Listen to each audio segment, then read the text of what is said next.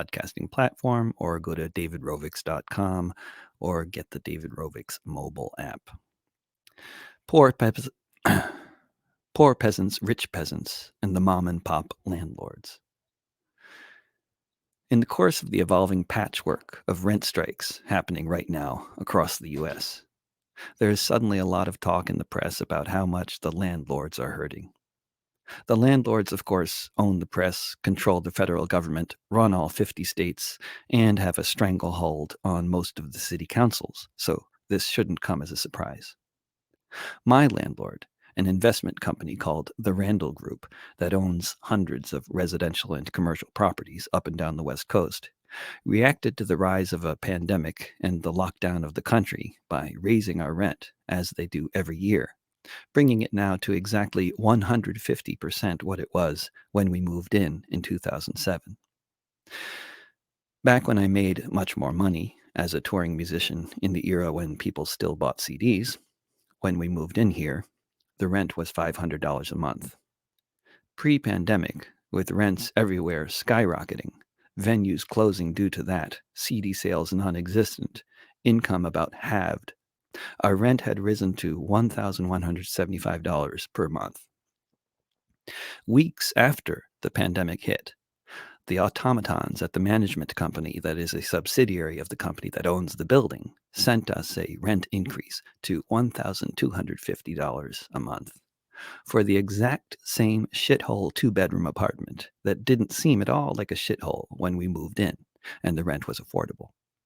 Now the old asbestos hiding behind every wall seems much more toxic than it used to, and the perpetually broken clothes dryer in the laundry room seems a bit more broken than it used to.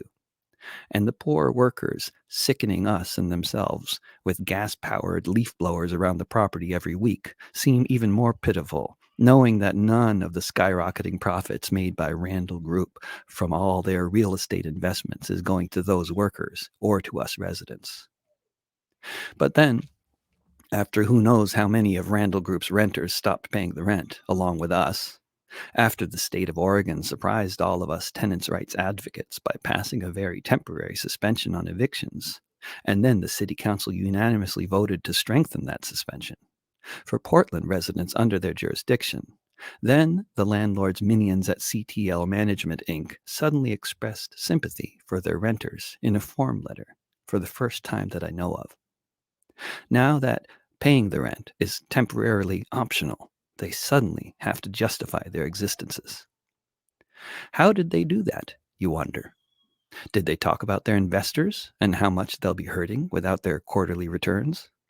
Did they talk about the mortgages they owe? No, because they don't owe mortgages. They're not that kind of landlord. They buy buildings and charge as much as they can to rent them to people who need housing. That's how it works. They take advantage of the fact that rents are higher in other cities, and they can raise them here, not because they need to, but because they can. Because the purpose of their corporate existence is the profits of their investors, period. How those profits are made is incidental. But they invest in real estate because it's the most profitable investment you can make. And the main reason it's so profitable is because the landlords made the laws and controlled the police forces. CTL wrote us a letter to try to appeal to our empathy for the workers that come around now and then with duct tape to fix our broken appliances, the workers who mow the lawn with a gas-powered mower and use gas-powered leaf blowers because the company that employs them is too cheap to use electric appliances that don't sicken the workers and the residents. The workers who are obviously being paid low wages, as evidenced by the fact that almost none of them speak English as a first language. Corporations don't hire poor, uneducated immigrants out of the goodness of their hearts because they love Mexicans. They do it because people who are not from here, who don't speak English as a first language, who don't have a college degree, and who, in many cases, are not here legally, are easier to exploit, to pay badly.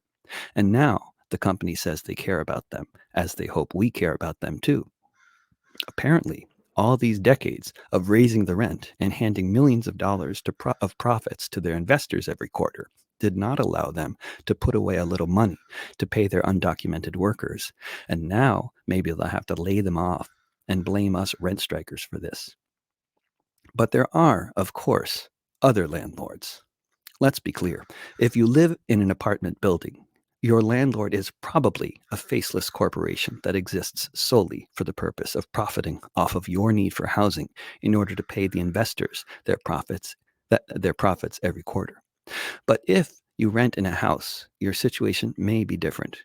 Maybe you have what they call a mom and pop landlord. These are the landlords that are getting the most sympathy from the corporate and public media. In the interest of full disclosure, and to make a broader point, let me say here now that I am one of them. In addition to being a renter on rent strike against a disgusting corporate entity on the West Coast, I have inherited my mother's house in rural Connecticut. My sister also owns a house in Boston, which she lives in. Given that she has experience with these things and is better at math than me, she figured out how much we needed to charge to rent the house in Connecticut in order to cover the costs of maintenance and taxes. So we charge our tenant $700 a month to rent this beautiful 3-story, 3-bedroom house in the countryside. Currently, we charge $0 a month. If the crisis continues for a long time, such that our tenant can't start paying rent again, what will happen? There are many possibilities. Perhaps I'll have to find another way of paying the property tax next year. Or perhaps property taxes will be suspended by the town for the year, since this is ostensibly a democracy, and in democracies these things can be done. Perhaps we won't be able to put away money this year for the next time the house needs a new roof, and we'll have to put that off for an extra year. Houses of this type generally need a new roof every 15 years or so you have to plan for this because it's expensive. Incidentally, fixing the roof on our apartment in Portland was used as a justification by a particularly stoogish property manager we had for a while for that year's rent increase. But what about these poor mom and pop landlords who are not renting out a property they happen to own, basically at cost? What about those mom and pop landlords who make much or all of their living from renting a house or two that they bought or inherited to other people? Let me tell you a little story. Before the pandemic, I spent most of my adult life traveling the world and playing music for a living, especially in North America and Northern Europe, as it happens. I was visiting my friend Kirsten in Denmark. Her parents had lived well into their 90s, but both of them had recently passed away. Kirsten and I were taking a walk around the public lake near the center of the beautiful town she lives in. Kirsten is in her 60s and has spent most of her adult life working as a sort of counselor and as one who teaches other people how to do that sort of thing, a profession they call pedagogue in Denmark, but it's one of many professions that don't exist as such in the US. And there's a lot of pedagogues in Denmark. Half of the people work for the state. And what they do is they take care of the other half of society, basically, or at least those elements of the other half of society that need help. By US standards, it's a bit like living in Disney World, but without any advertisements, and nothing is made of plastic, and most everyone looks very healthy and fit. But on this day, Kirsten was having a bit of stress. She doesn't like dealing with numbers or money. She's a very down to earth sort who relates much more readily to another person's emotional state than to something on a screen or in a letter from the tax authorities. I'll paraphrase the conversation. Kirsten, I'm a little stressed because I really must do something with my parents' house now. I cannot procrastinate any longer. Me, are you going to sell it or rent it? Kirsten, I've been renting it for the past year and a half to a nice family, but I can only do that for 2 years, and then I must sell it. What happens if you don't sell it, but just keep on renting it? I asked, confused. Here in Denmark, she replied, if you own 2 houses, you have to sell one of them within 2 years, or you pay a tremendous fine. You cannot profit from renting a house you own the way people do in the United States. You can rent it for 2 years under strict conditions set by the state, and then you must sell it. If you can't find a buyer for what you're asking during those 2 years, you must lower your price in order to sell it quickly.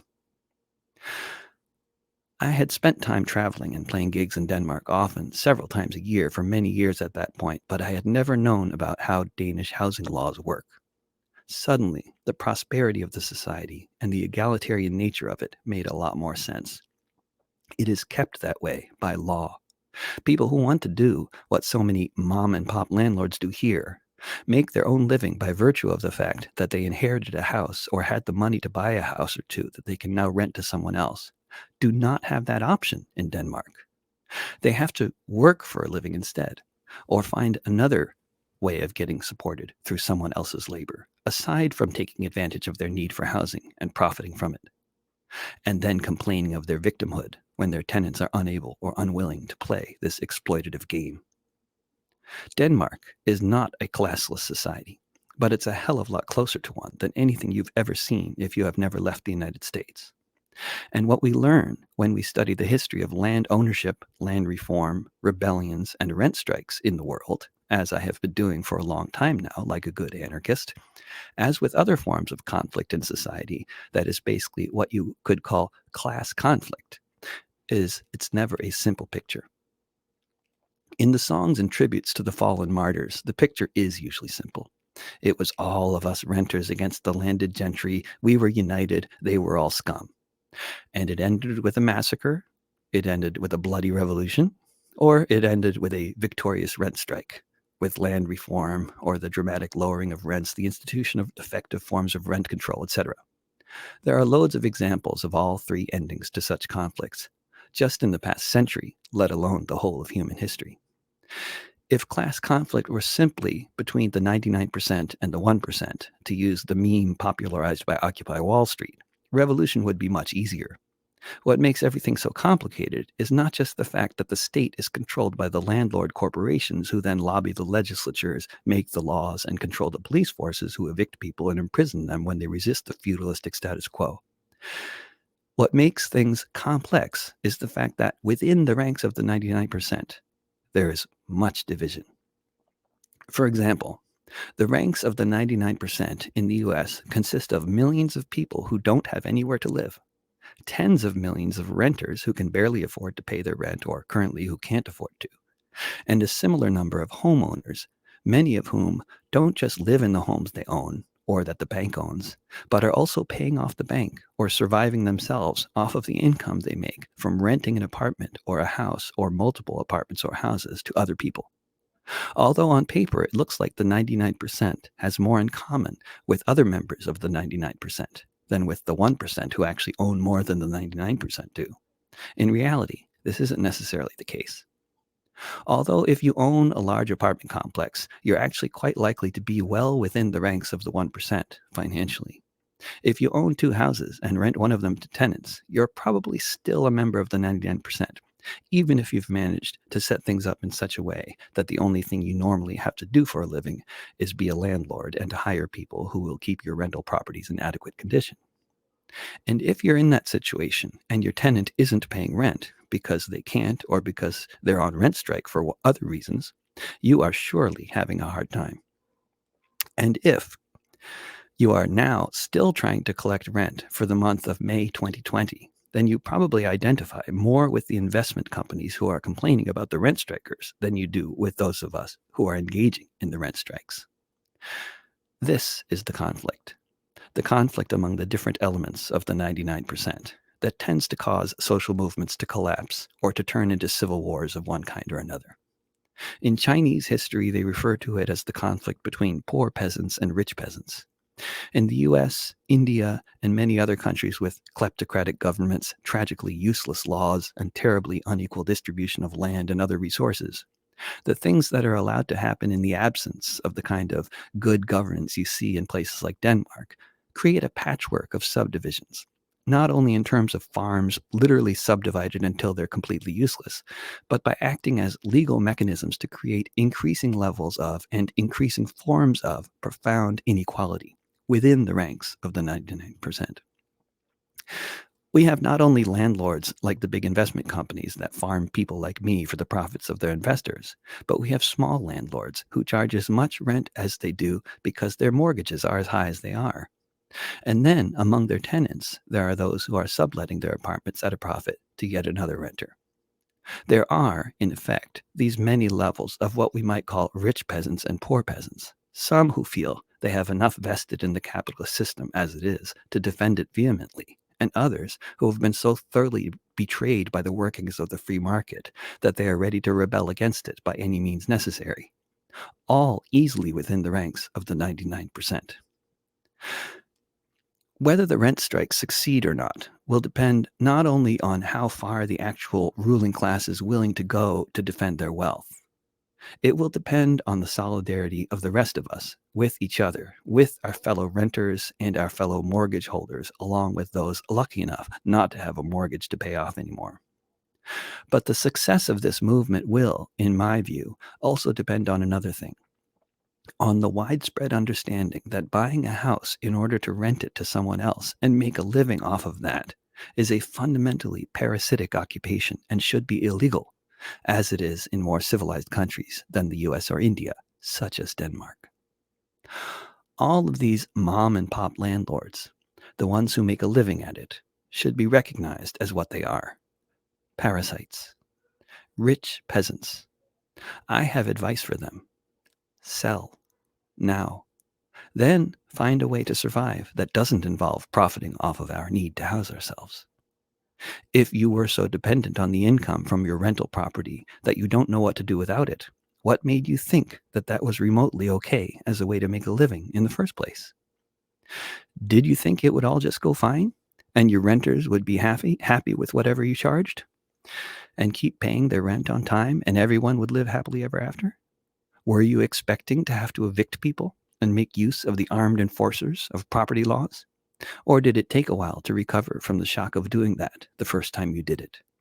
Did it get easier the second time? The rich peasant baby landlords can ask themselves these questions when they're living on the streets with the rest of us, after their feudalistic Ponzi scheme of real estate investing collapses, as it is doing now. The way forward is about solidarity. But achieving solidarity will require moving beyond the false consciousness that says it is okay to run a society like this, that housing is a privilege whose cost is to be determined by profit-minded individuals and corporations protected by the state's armed enforcers. We must collectively come to realize that housing is actually a right that we must demand as a society, and that a rent strike is an activity to engage in not only if you can't afford to pay the rent, but if you believe that it is wrong to pay the rent when so many others are unable to, that an injury to one is an injury to all, that the parasites in this society are not the unemployed, the homeless, the recipients of meager government and aid programs, the housing insecure, the couch surfers, the car dwellers. The parasites are those who own multiple properties and profit off of renting them to people who need housing. This is a parasitic activity, whether hiding behind the fig leaf called mom and pop, or whether mom and pop has successfully managed to turn their little operation into a bigger one. The rich peasants want to be capitalists as a rule. This is what needs to change: their minds, and the minds of those who think that what they are doing is okay, who would be doing the same thing if they had the chance. A new world is possible, and a new Portland is possible, but not until we can envision what that might look like, and not until we really know what it doesn't look like.